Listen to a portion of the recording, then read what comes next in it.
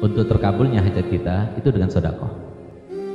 Caranya bagaimana? Nah ini penting ya, penting. Kadang-kadang orang itu tahu di antara sebab-sebab kabul hajat itu adalah sedekah, tapi kita nggak tahu bagaimana caranya.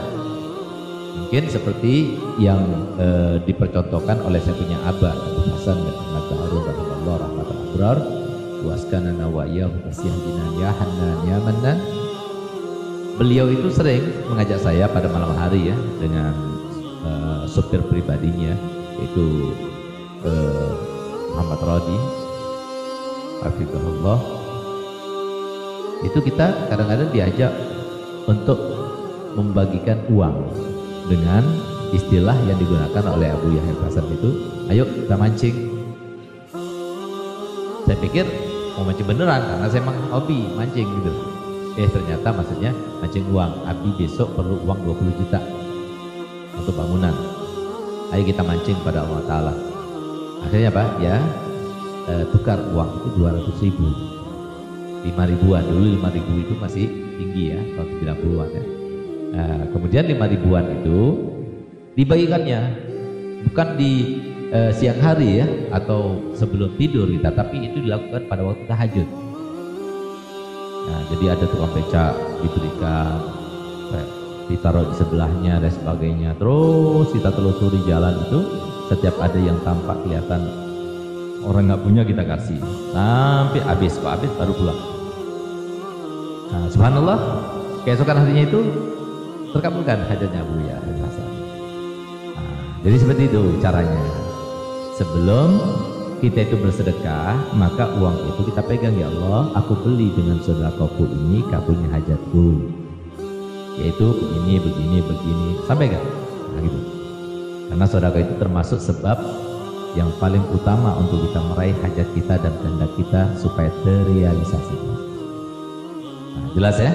Jadi sama seperti kalau kita sakit misalnya, itu termasuk hajat supaya sembuh penyakit kita. Bagaimana caranya? Yaitu tadi kita pegang apa yang akan kita sedekahkan, kemudian kita katakan, ya Allah, aku beli dengan sedekahku ini kesembuhan penyakitku misalnya. Nah, caranya seperti itu. Nah, kalau kita bisa melaksanakannya, maka itu adalah sebab yang paling utama. Tapi ya rahasia daripada sedekah itu menjadi sebab kabulnya hajat ya, adalah ketika kita berikan sedekah itu kepada yang memang memerlukan uang itu, yang sekiranya orang yang menerima itu senang, gembira, bahagia dan dia tidak mengira dia akan mendapatkan uang sekian. Nah, di situ itu bisa menggoyang arsy Allah. Ketika sudah tergoyangkan arsy Allah, maka kemudian Allah Ta'ala itu kemudian akan menjadi. Misalnya apa?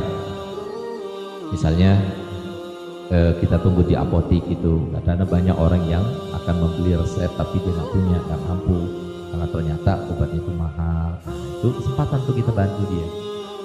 Kita lihat orang yang nggak punya untuk makan saja susah. Nah, maka kita kesempatan untuk memberinya. Nah, kita niati sebelumnya. Kemudian ada orang yang kesusahan karena harus membayar biaya pengobatan, biaya sekolah anak dan sebagainya. Nah, itu kesempatan dia semacam itu. Sekiranya dia yang menerima itu gembira, bahagia. Nah, di situ letak rahasia di mana sedekah itu bisa menjadi sebab kabulnya hajat kita. Yang kedua, yang ketiga, supaya hajat kita terkabulkan, maka dengarkan pesannya Nabi kita Muhammad SAW. Ubdu hajatikum bil kitman. Banyak orang nggak paham ini, ya. Yang ketiga ini ya, apa itu? Kabulkan hajat kalian dengan diam-diam. Jadi selama kita masih belum mempunyai, belum terrealisasi untuk kita mendapatkan apa yang kita inginkan, maka selama itu pula jangan diceritakan kepada orang. Nanti kalau sudah beli baru kita ceritakan kepada orang. Sebelum kita itu membelinya, jangan ceritakan orang. Kita mau melamar orang lain misalnya, sebelum kita diterima jangan cerita kepada orang. Nah, kenapa? Karena bisa jadi maksud larangan Nabi SAW itu adalah kalau kita terlanjur menceritakan kepada orang lain, bukan semua orang itu senang kepada kita. Bisa jadi dia termasuk benci pada kita, nggak suka kalau kita senang, gembira, bahagia, kabul hajat. Maka kemudian yang tidak suka kepada kita itu akan berusaha untuk meredamnya, akan berusaha untuk menghadangnya, akan berusaha untuk mencegahnya, supaya kita tidak terrealisasi apa yang kita inginkan. Karena apa? Karena iri dia, dengki dia, benci dia kepada kita.